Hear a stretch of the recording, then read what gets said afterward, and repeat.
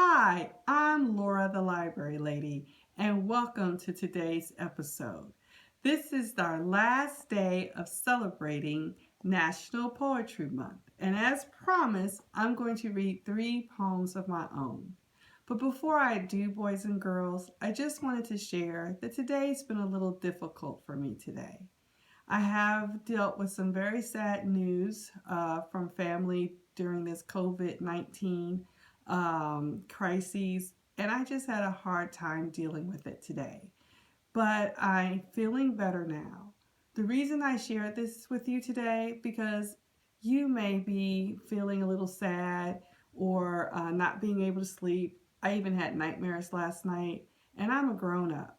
So if you're feeling sad or scared or having nightmares, or even if you're crying, it's okay. Make sure you let your parents and your friends know because during this crisis, we're all going to have good days and difficult days. This is something none of us have ever experienced before. So please know that I'm doing this because I care about you as a young person, as a student, and I wanted to do something special during this crisis. So it's okay if you're not feeling your best all the time. Make sure you let someone you know.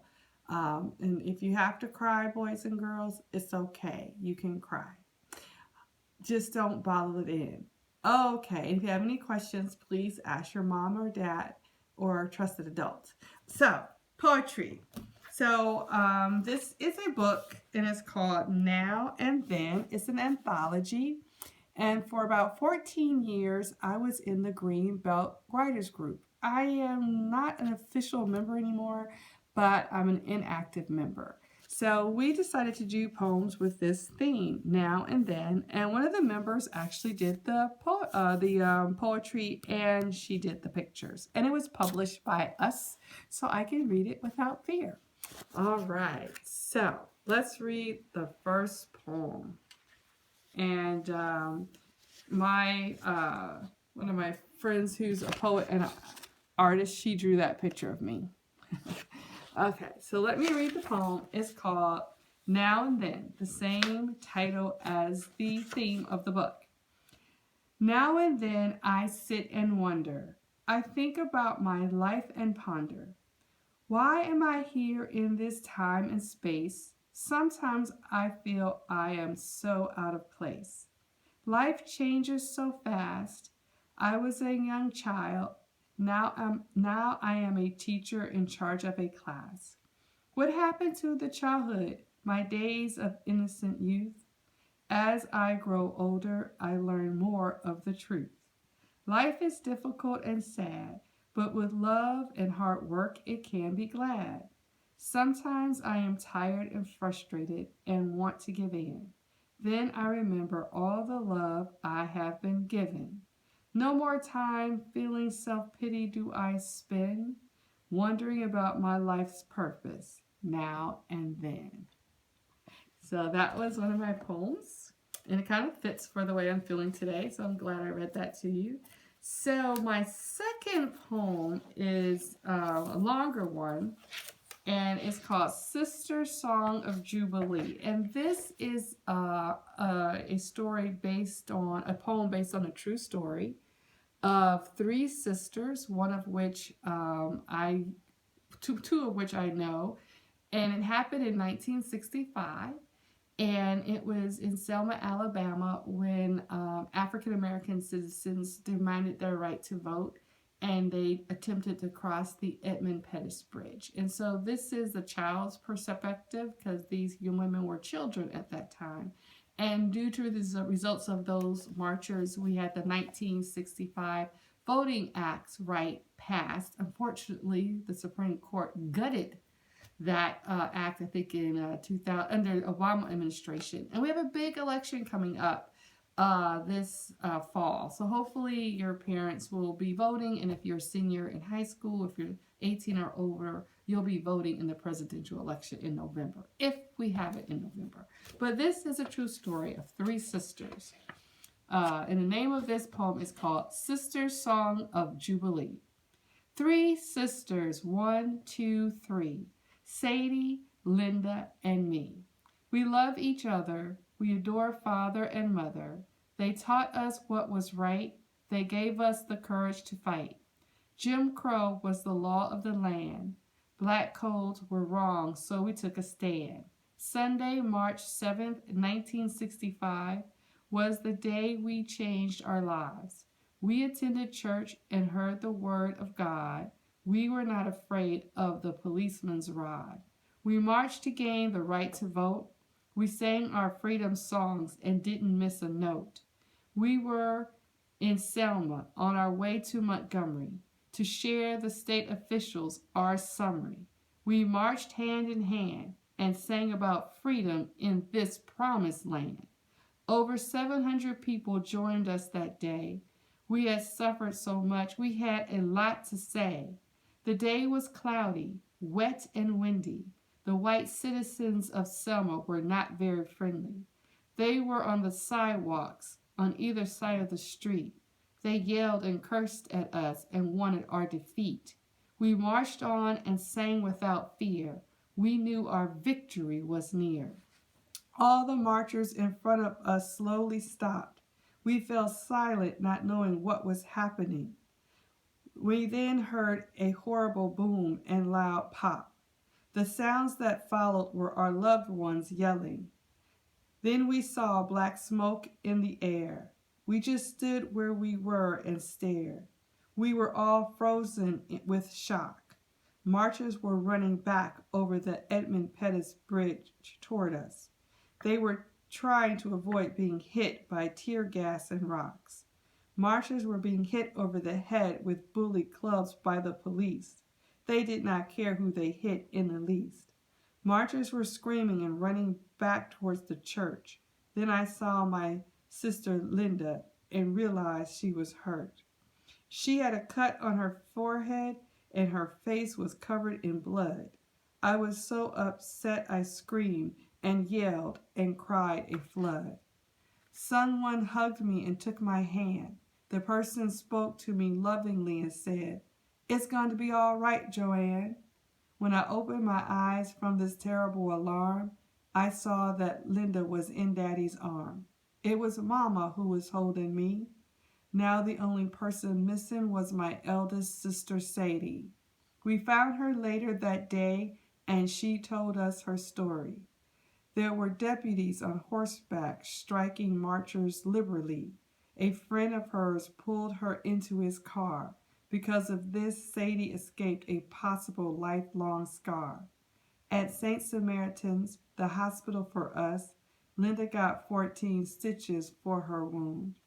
We were hurt, tired, and humiliated, but we knew we would gain our right to vote soon. The day we marched, sang, and were beaten was broadcast on the national news. It was the day that would change the United States I knew. The day became known as Bloody Sunday. Martin Luther King Jr. came to Selma and led the way to the state capitol across the bridge along Highway 80. We reached the State House with justice on our side. Because of our faith, the Voting Rights Act passed in 1965. Many years have passed since then. My sisters and I are all grown up now and still best friends. Bloody Sunday is now called the Jubilee. In March 2000, we celebrated the 35th bridge crossing anniversary. Congressman John Lewis came and invited President Bill Clinton. He was the first sitting president to visit Selma in person. There were over 10,000 people in Selma for that celebration. We told our story to the next generation. We taught them our songs. We told them to study hard and be strong. That was such a glorious day. A few months later, our beloved father passed away. I wish at our sides he could always stay. He was so proud of his 3 girls. He was our entire world. Sadie is a counselor and helps students and parents in the public schools. Lydia makes sure people with mental disabilities have their rights, and that's cool.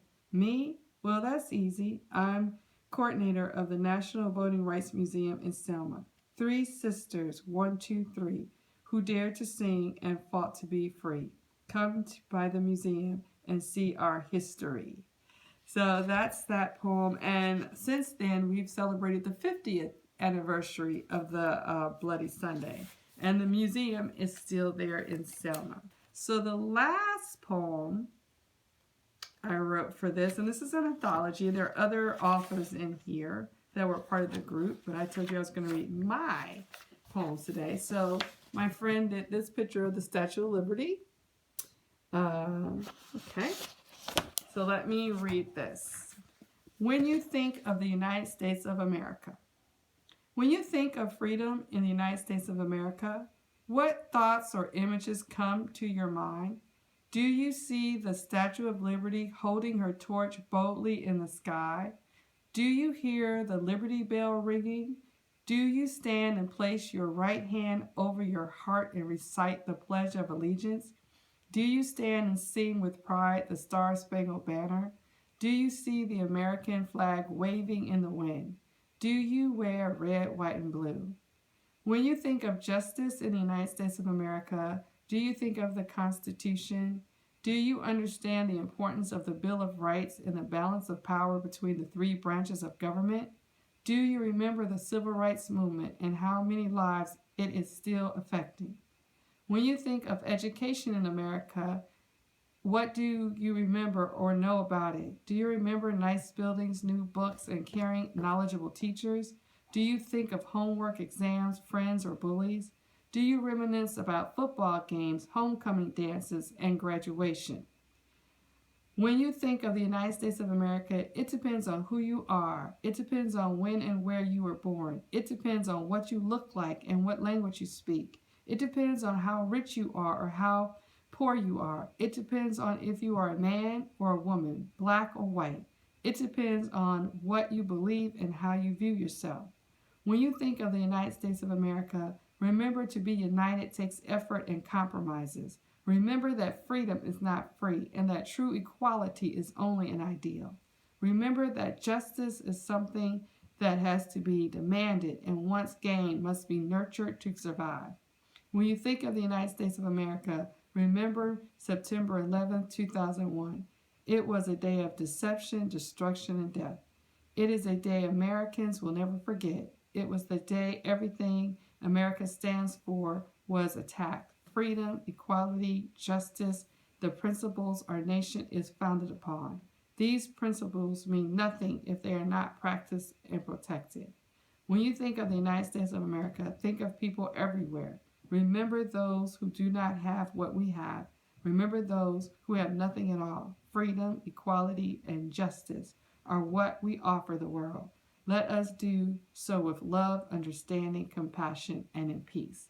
So boys and girls, this was in 2001 when this was published after 9/11, and now we are facing another very difficult time due to COVID-19.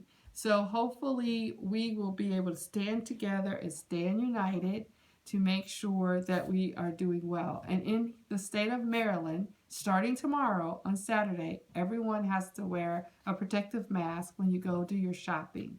Girls and boys, I wish you the very best. Have a wonderful weekend, and I will see you Monday. Oh, and schools are going to stay closed in Maryland until at least May 17th. So I look forward to many more episodes with you. Bye, boys and girls. Feel good.